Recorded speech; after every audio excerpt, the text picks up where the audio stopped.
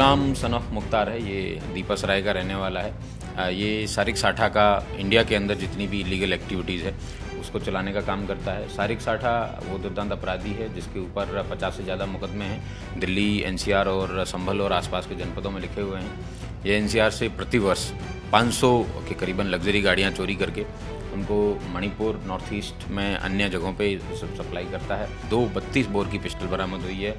एक अवैध तमंचा, 5 9mm के कार्ट्रिजेज बरामद हुए हैं और एक उनमें से है जिसपे पाकिस्तान ऑर्डिनेंस फैक्ट्री का भी एक कार्ट्रिज बरामद हुआ है। और ये उसी टाइप का कार्ट्रिज है जो उस दिन घटना में हिंसा के बाद में पुलिस द्वारा जब छानबीन की गई मौके की उसमें रिकवर हुआ था। संभल हिंसा के दौरान हुई फायरिंग के मामले में संभल पुलिस ने एक ऐसे शख्स को गिरफ्तार किया है जिसने इस हिंसा के दौरान आर्म सप्लायर का काम किया था और ये सारिक साठा गैंग जो है उससे जुड़ा हुआ मेंबर है और सारिक साठा को अपना बॉस बताता है। लेकिन कुछ चौंकाने वाले खुलासे इस गुलाम ने पुलिस से पूछताछ में किए हैं। इस पर बात करने के लिए विशेष तौर पर हमारे साथ संभल के एसपी कृष्ण बिश्नोई साहब हैं। बिश्नोई साहब, ये गुलाम जो है क्या एक बहुत बड़ा एक कैच माना जाएगा जिसने ऐसे खुलासे किए हैं जो इस जांच की दिशा को और आगे बढ़ा सकता है? गुलाम सन ऑफ मुख्तार है। ये दीपासराय का रहने वाला है। ये सारिक साठा का इंडिया के अंदर जितनी भी इलीगल एक्टिविटीज़ है उसको चलाने का काम करता है। सारिक साठा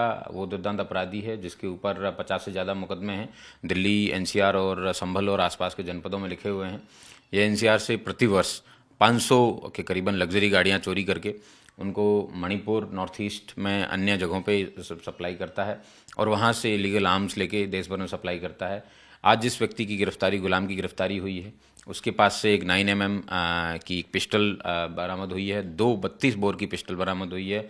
एक अवैध तमंचा, 5 9mm के कार्ट्रिजेज बरामद हुए हैं और एक उनमें से है जिसपे पाकिस्तान ऑर्डिनेंस फैक्ट्री का भी एक कार्ट्रिज बरामद हुआ है।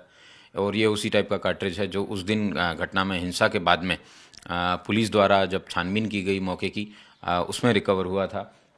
और उसके अलावा भी इसके पास से कुछ जर्मन मेड ऐसे कारतूस बरामद हुए हैं जिसके अंदर थ्राइस्टॉर्फ जर्मनी लिखा है। उसके अलावा यही एक ऐसा बॉक्स है जिसके ऊपर 20 के करीबन इसमें कार्ट्रिजेज आते हैं।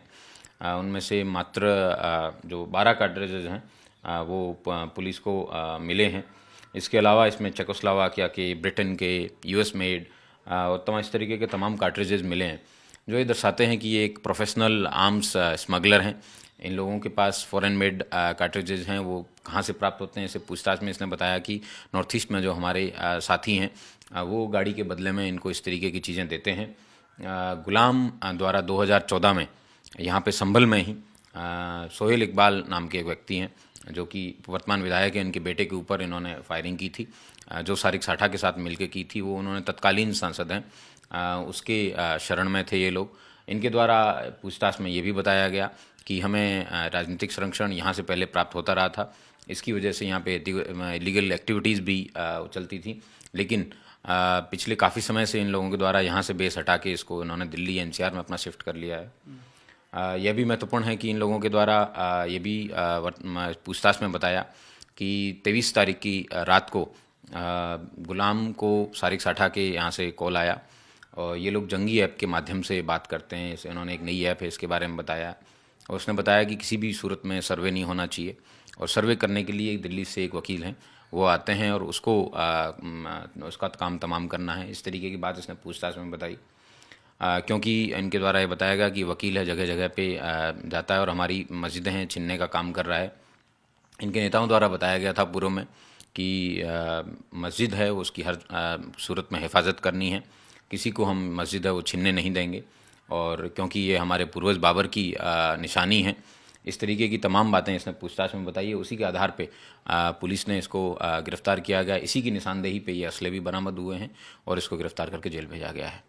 एक चीज़ मैं और देख रहा था, 1978 के दंगों का भी जिक्र है। ये जिस इलाके में रहता दीपासराय, कहा जाए तो गढ़ बना हुआ था। हमने देखा कि किस तरीके से वहाँ पुलिस तो छोड़िए, बिजली विभाग के भी कर्मचारी, हर कोई वहाँ जाने से डरता था।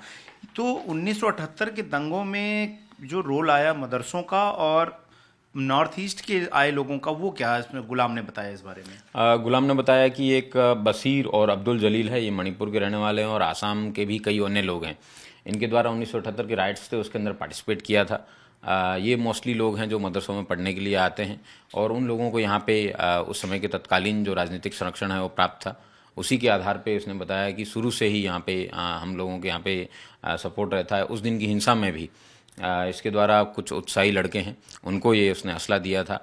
असला देने का काम इसने मुल्ला अफरोज़ नामक व्यक्ति है जिसके साथ गुलाम के पिस्टल के फ़ोटोज़ भी 24 नवंबर की हिंसा से पहले एक्सचेंज हुए थे। उसके फुटेज हैं, उसके आधार पे ही पुलिस ने पूछताछ की कि आपने ये पिस्टल वगैरह, तो उसने इस बात को कबूल किया कि पिस्टलों का फ़ोटोज़ और इस तरीके की सप्लाई करने के लिए एक्सचेंज का काम मुल्ला अफरोज़ द्वारा यहाँ जनपद संभल में किया जाता था। और मुल्ला अफरोज़ ने ही वारिस नाम के एक लड़के को जो भी उत्साही था उसने इसको दिया। और इन लोगों के द्वारा जब पुलिस की जब वहाँ पे उस दिन डिप्लॉयमेंट ज़्यादा थी तो टीयर स्मोक और इस तरीके के जब कई सारे गोले एक साथ दागे गए थे, उस धुएं में उनके द्वारा उस हिंसा को भड़काने के लिए, ताकि राष्ट्रीय स्तर पे ये हिंसा भड़के, कुछ पुलिस वालों को भी उसकी गोलियां लगी थी, कुछ जनता को भी गोली लगी और जो उपद्रवी वहाँ पे थे। उसकी वजह से इनका मुख्य उद्देश्य है हिंसा को राष्ट्रव्यापी स्तर पे फैलाना। और जब पुलिस अगर वहाँ से उस परिस्थिति में जब बवाल ज़्यादा हो जाए, भाग जाती, तो मस्जिद में घुस के जो सर्वे टीम है उस पर अटैक करके इसको करने का था। लेकिन इनके सारे मंसूबे हैं उस पर पानी तब फिर गया जब भीड़ जो है इनके द्वारा फायरिंग करने के बाद में वहाँ से भीड़ भाग गई। तो फिर इन लोगों द्वारा भी वहाँ से हटके ये लोग दीपासराय क्षेत्र में आए। यहाँ पे इन्होंने दंगा भड़काने की कोशिश की, यहाँ पे भी इन्होंने पुलिस पे फायर किया, लेकिन उसमें भी ये सफल नहीं रहे। तो इनकी पूरी जो मंसूबे थे उस पर पानी फिर गया था। आखिरी में सर एक सवाल, चूंकि इस हिंसा को लगभग जो है 3 महीने का वक्त पूरा होने जा रहा है, तय कानूनों के मुताबिक 3 महीने में चार्जशीट दाखिल करनी होती है, क्या पुलिस ने पूरी तैयारियां कर ली हैं? और वो लोग जिन्होंने पूरे देश को आग में जलाने की कोशिश की संभल से शुरू करके, क्या उनको जल्द से जल्द सजा मिल जाएगी? इसके लिए क्या कोशिशें आपके द्वारा की जाएंगी? जिन जिन केसेस में 90 डेज पूरे हो गए हैं, पुलिस के द्वारा उनकी चार्जशीट की पूरी तैयारी कर ली गई है। बैलिस्टिक रिपोर्ट आना शेष है। जिन जिन में फायर आर्म्स यूज हुए थे तो उन सब केसेस के अंदर बैलिस्टिक रिपोर्ट का इंतजार किया जा रहा है, जो कि जल्दी आने वाली है। लेकिन जिन जिन केसेस के अंदर 90 डेज पूरे हो गए हैं, पुलिस द्वारा चार्जशीट दाखिल कर दी जाएगी और जिन केसेस में अग्रिम विवेचना जारी रहनी है वो जारी रहेगी। और BNSS के जो सेक्शंस हैं उसके हिसाब से चार्जशीट दाखिल करने के बाद में कोर्ट में कॉग्निजेंस दिलवा के पुलिस द्वारा प्रभावी पैरवी की जाएगी और प्रभावी पैरवी में इन सब लोगों को सजा दिलाई जाएगी। जल्द न्याय होगा, लोग उम्मीद करें इस बात की? न्याय होना इसलिए महत्वपूर्ण है क्योंकि उसमें कई पुलिस वाले हैं जिनको फ्रंटल बोन फ्रैक्चर आया है। मुझे स्वयं को भी गोली लगी थी और तमाम करीबन 28 पुलिसकर्मियों और एक SDM को फ्रैक्चर भी आया था। और 1 करोड़ रुपए से ज़्यादा की पब्लिक प्रॉपर्टी और प्राइवेट प्रॉपर्टी इन लोगों ने डिस्ट्रॉय की है।